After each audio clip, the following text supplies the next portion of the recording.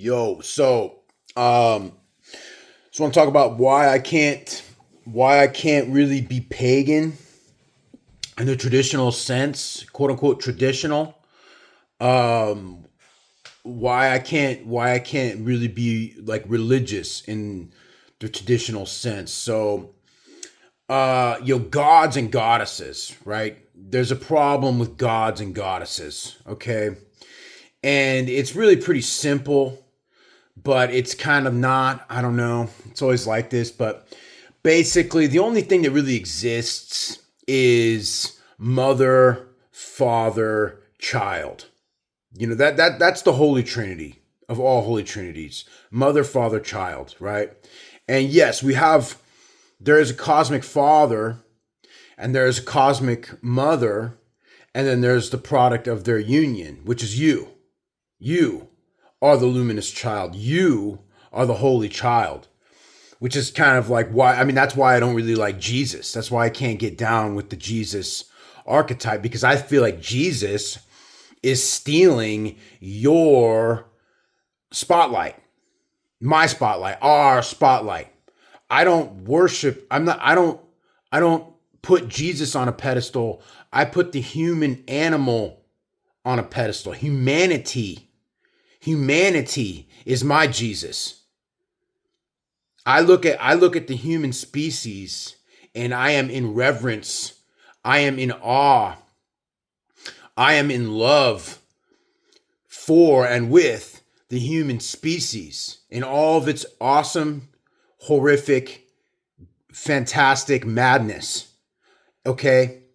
Because I love myself. I am the product of holy union, right?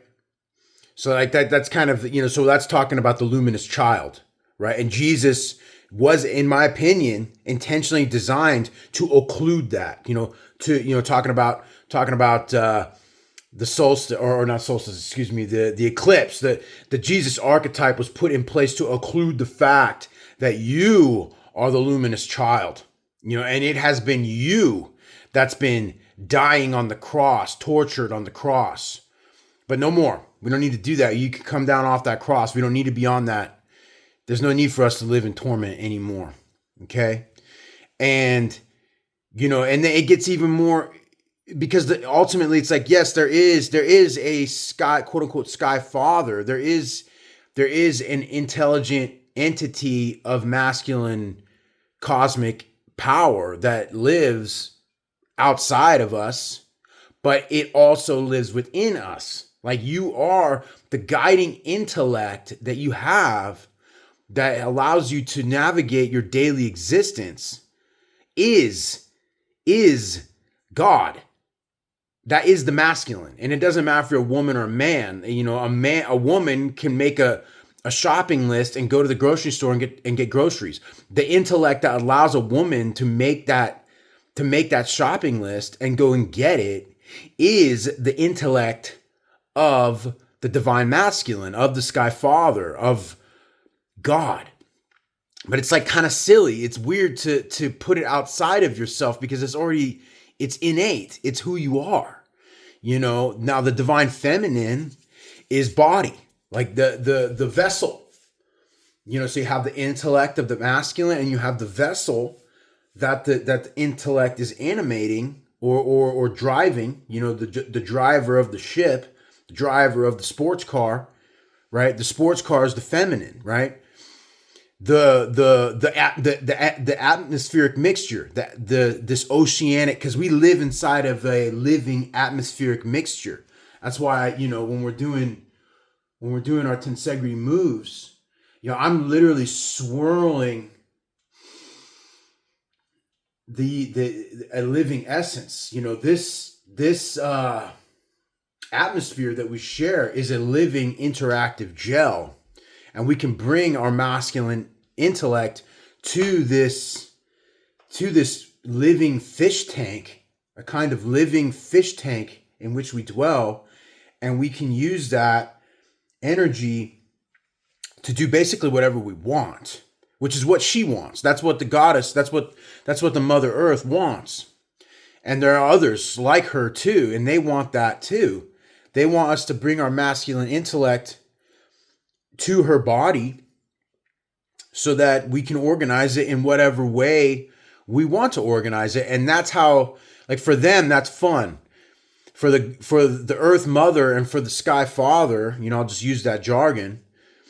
For them, that's what gets them off. That's what is exciting and fun for them. They want to know how we're gonna use these powers that they gave us. We're the luminous child, the divine child. The human species is essentially Jesus.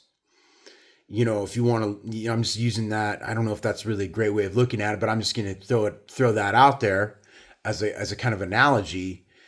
They're interested in seeing how we use these powers that they gave us. How do we choose to organize all of this stuff, that the goddess is giving us? I mean, she's literally growing, we don't even have to talk about the electromagnetic radiation field, the bioelectric magnetic array, AKA the living interactive substance. The atmospheric mixture is like water, is what I'm trying to say. Like, you think you're living above water, but you're actually just living in a different type of water. You walk up to the edge of the lake and, like, yeah, you're looking at water, but that's just a different form of water. Like, the atmospheric mixture that you're living in is just another kind of water. So in a sense, like, we live within a particular band of energy. I don't know. That's getting a little schizo, getting a little weird. But so let's just not talk about the atmospheric mixture. Let's talk about more basic resources that the earth provides us. Trees, chopping wood, and carrying water. The basic amenities, minerals, ores, building materials. Right, basic materials that you need to build your house. Food. Whether there be plants that you grow or animals that you hunt. These basic materials are given to us by the Earth Mother, but it's the masculine guiding intellect that we utilize as though it were our own, and that we can use that intellect to go out and gather those materials or magnetically draw them to us. Depending on the type of person you are. You're either going to be magnetically drawing materials to you more, or you're going to be going out there and getting materials more. There's just different, maybe a little bit of both. Like, there's just different types of players in the real life RPG. That's another analogy I like to think of. This is like World of Warcraft or Warhammer or whatever, but like a real life World of Warcraft. So coming back around to, like, why I can't get down with paganism. It's like, in the original, when humans were first coming to exist on this planet, in this realm, we just saw things clearly. We were like pure energy beings back then, and we directed with the powers of the cosmos directly. It was just dad, mom, child. It was pure awareness, because you are essentially pure awareness that is flying through an ocean of power. Okay? You are pure awareness that is flying through an ocean of living awareness. And back then, it was more that way.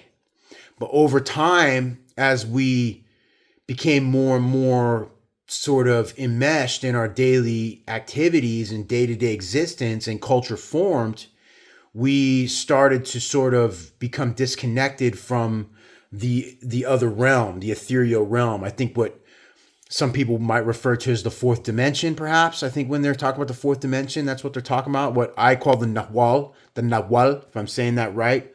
I believe what Don Juan would call the Nahual, is the same as the fourth dimension, I'm pretty sure, like what the Celts would call the other world, But yeah, over time, as we got cut off from that, we began to assign external, we created what's called tulpas. Maybe I'm skipping a beat there. Maybe I'm skipping a step, but we began to assign gods. We began to assign abstract entity names and personalities to given aspects of nature. So instead of looking at rain and storms and seeing it for what it is, which is just a particular organization of energy, we said, oh, that's the storm father, that's Odin or whatever. Every various cultures will have different names for the storm father, or that's Thor, right? The storm, Thor makes the thunder happen, right? Or the grass grows in spring because of Demeter, or whatever. Like they began to assign different gods and goddesses to different aspects of nature, and perhaps at the time that was helpful and useful. But we've now come to a point in human history where it's like we don't really need any of that anymore. You don't need to assign a God outside of yourself to conceptualize what you yourself are capable of conceptualizing. If you want to, you don't have to